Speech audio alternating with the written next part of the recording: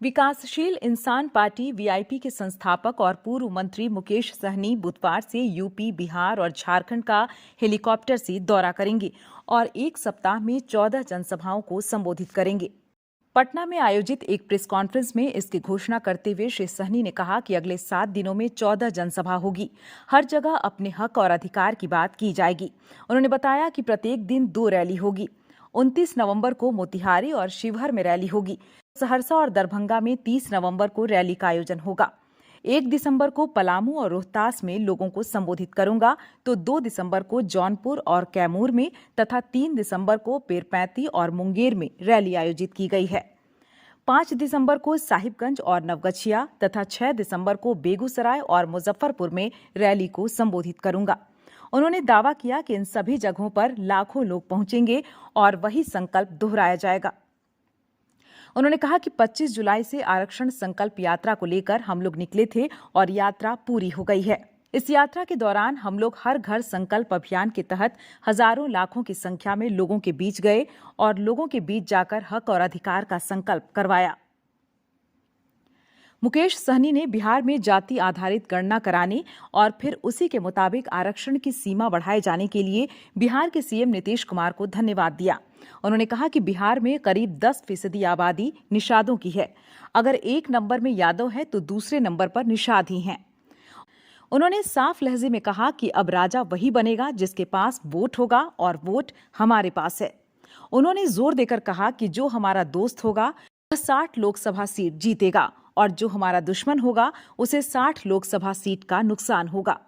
एक प्रश्न के उत्तर में उन्होंने कहा कि समय आने पर गठबंधन की घोषणा की जाएगी।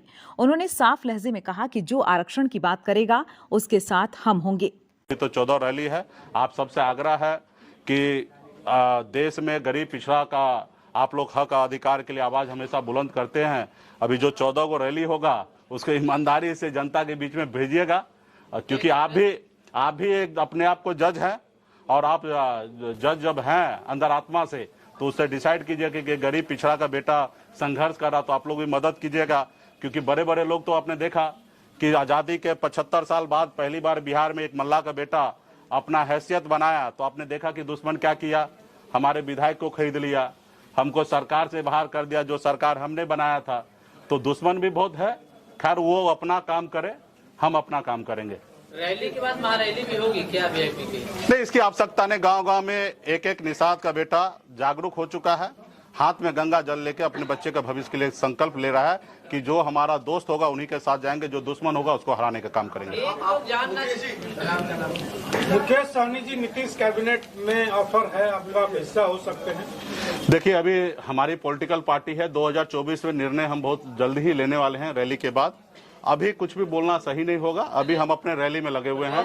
देश की जनता जानना चाह रही है कि मुकेश सहनी जो है वो भारत में रहेंगे कि इंडिया में रहेंगे, पसंद क्या है, ये लोग जानना चाह रहे हैं। देखिए, अभी हम अपने काम में लगे हैं।